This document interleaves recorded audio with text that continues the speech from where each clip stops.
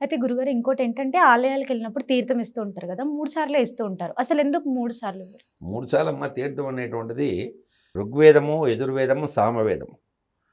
అసలు వేదాలనేటువంటి చతుర్వేదాలు అంటారు గానీ, అసలు వేదాలు 4 వేదాలు. అధర్వణ వేదం తర్వాత వచ్చినటువంటిది. హ్మ్. ఆ 3 వేదాలని నామస్మరణ చేసుకుంటూ తీర్థం తీసుకోవటం అనేది చాలా విశేషమైనటువంటిది. ఇంకొకటి అక్కడ ఆలయంలో శివాలయంలోనేమో శివ పాప ప్రయశ్చిద్దం అని చెబుతాం. విష్ణు ఆలయంలో శాలిగ్రామ శిలావారి పాపహారి విశేషతః ఆజన్మకృత పాపానాం ప్రాయశ్చిత్తం దినే దినే అకాల మృత్యుహరణం సర్వవ్యాధి నివారణం శ్రీ విష్ణు పాదోదకం పావనం శుభం. ఆ యొక్క 3 రకాల తీర్థాలు తీసుకోవడం వల్ల ఆ శరీరంలో ఉన్నటువంటి వ్యాధి అంటే ఏదైనా అనారోగ్యమైన బాధలు నశిస్తాయి.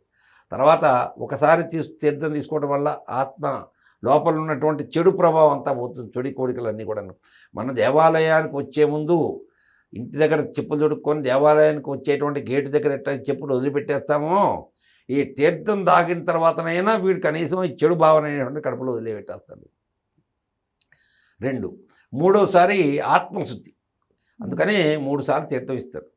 ఆ ప్రసాదాలు కూడా 3 సార్లు కొన్ని చోట్ల 3 సార్లు కూడా పెట్టేటువంటి సందర్భాలు ఉన్నాయి.